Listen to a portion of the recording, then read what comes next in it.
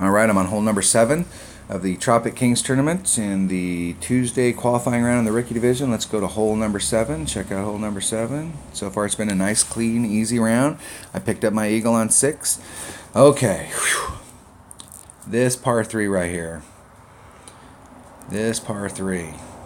This par 3, what's funny is that this part, the Oasis holes used to be in Tour 9.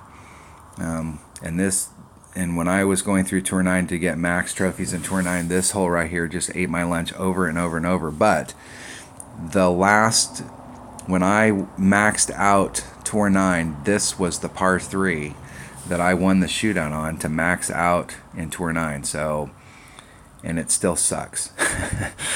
This hole is absolutely tough. So what I'm going to do is I'm trying to land on this cut of the rough. This is the first cut of the rough. Here's the fairway, here's the fringe, here's the green, here's the first cut of the rough, second cut of the rough. I'm trying to land in the first cut of the rough.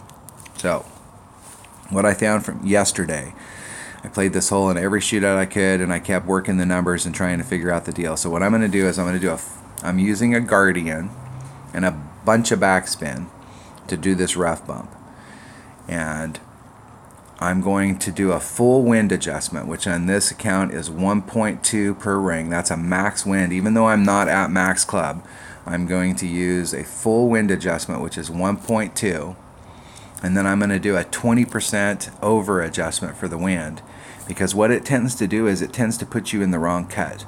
So if you're aiming towards the middle of the first cut of the rough, and you make your just normal wind adjustment, what'll happen is let's say the wind was going, you had tailwind. It'll throw you into this fairway area here. It'll throw you forward one cut.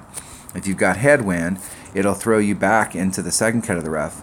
And so if you've got side wind here, it's not going to matter as much, because when you're doing the side wind, if you make the wrong adjustment, it'll just push you back out into this cut. But I think here we have tailwind, and so we're having to make the adjustment by pulling it back this direction. And it's very easy for us to make our adjustment and then end up hitting that fairway area. And if you hit that fairway area, you go for a bounce and you end up over here on the green. And this is an older hole. And some of these older holes, you can actually, if you end up over here on the green, and I've only seen a few people ever mess up enough that they end up over here, but these are tough putts.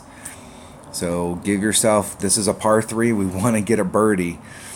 But I think with this rough bump, we can increase our odds of getting a hole-in-one here. So I'm going to use a Guardian and a Navigator. So I'm going to switch my number 1 bag, put my Guardian back in it. And then I'm going to use a Navigator. Now, as the weekend goes on, this is if you've got a selection of balls. This is a good popcorn ball shot where you're still maintaining that 1 power, but you're dropping the wind down even more. And because we have this big wind adjustment, you could use a festival ball, or a carnival ball, and drop the wind down, do a 5 wind. So either the popcorn or the carnival. In the weekend round, I'm going to switch, and I'll probably use a popcorn ball. The carnival balls are very useful. I mean, they're the same club or same ball. I don't normally use low wind balls on where the curl's going to be that big of a factor. Let me open up this pin chest. Unbury the one that was behind it. There we go. Still got my Guardian. Nothing's changed. Still got my Navigator. Off we go.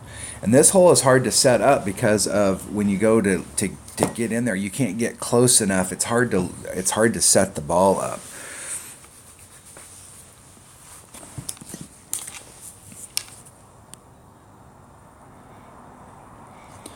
All right, this is a scary par 3 that can really cause you some problems.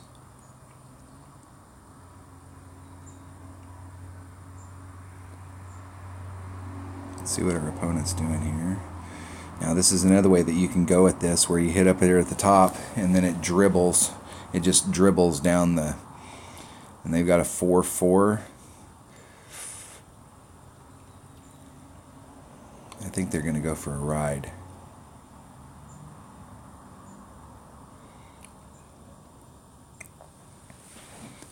I did go for a ride. That is a makeable putt, but that very easily could have went very south. My navigator, why did you ask me? I already picked it.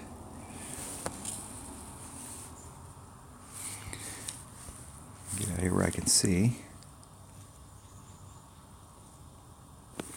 On some backspin and move it so that it's right at the hole. Okay, so I'm gonna come at it from this direction. It'll be a little bit easier to adjust. So there's 3-6, and then I'm gonna do a 6. I'm gonna do another half a ring, 20% overpull.